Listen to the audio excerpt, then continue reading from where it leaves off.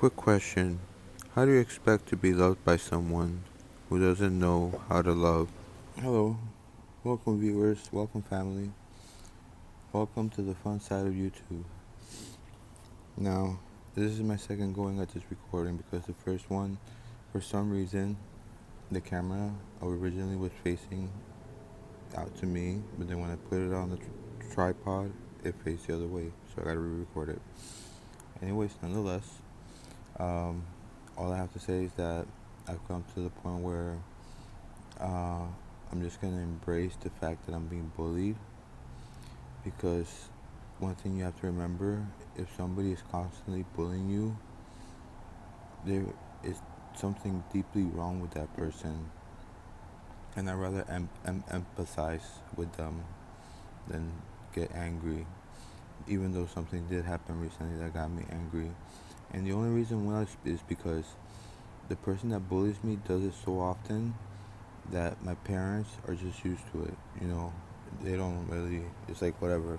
But that day, it just so happened that my mother, her aunt, and her niece were visiting the house. Neither of them speak English, but they damn sure well knew that whatever was being said to me was not a nursery rhyme, and it was not a nice story about something that's happened recently or anything of that sense.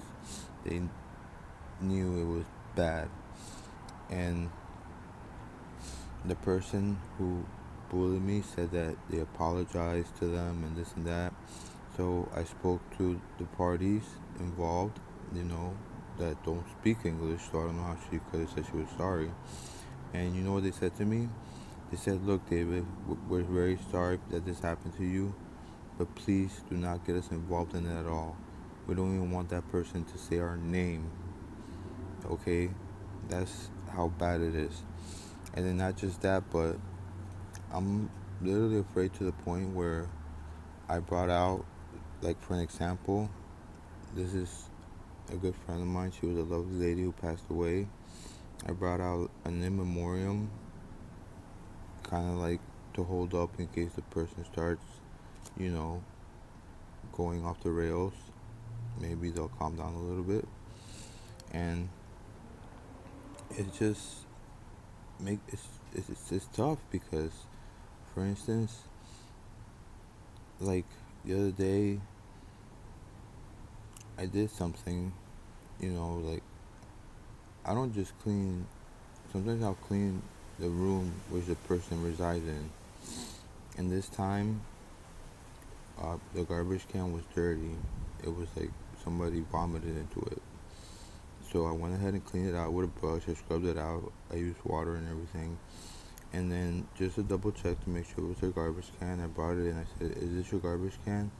The individual was kind of like crying on the phone, and they just replied, "Oh, do I look like I give up about a garbage can right now? Don't you see what I'm going through?" So to try to be empathetic, I said, "Well, what's wrong?" And then it just went on. So I'm not gonna engage in it.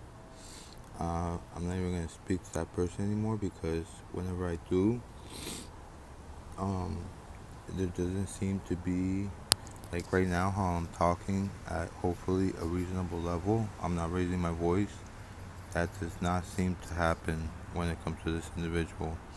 And then dad has to come in, and that is almost just as bad, because his the level of his decibels that come out of his mouth are about just as loud as the decibels of the person who was yelling at me to begin with. And he is talking to me in those decibels, saying how mom is going to be interrupted and her sleep's going to be interrupted. Does that make any sense? You don't want somebody to be interrupted from their slumber, but yet, in order to, calm the situation down, you raise your voice just as loud as the person that was causing the loudness to begin with.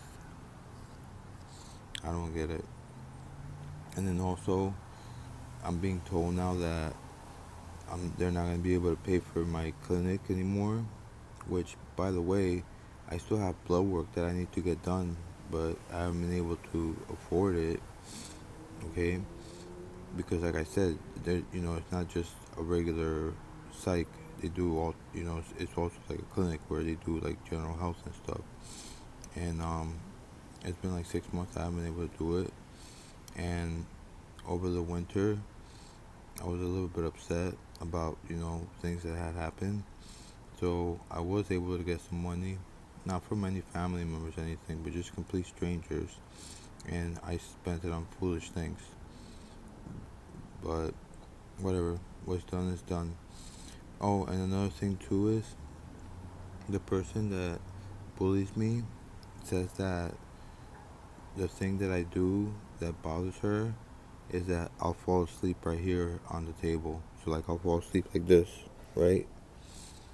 If I'm out here outside, number one, nobody's making you come outside. Nobody's making you come outside to watch me. I, in no way, shape, or form, you know, reached out to you and said, hey, come look at me. I'm passing out on top of the desk. No. It's almost like my YouTube videos. Nobody's making you watch these videos. Nobody's putting a gun to your head saying, hey, you have to watch this. And as a matter of fact, I'm going to end the video right now because I don't even feel like talking anymore. So, ciao. Thank you.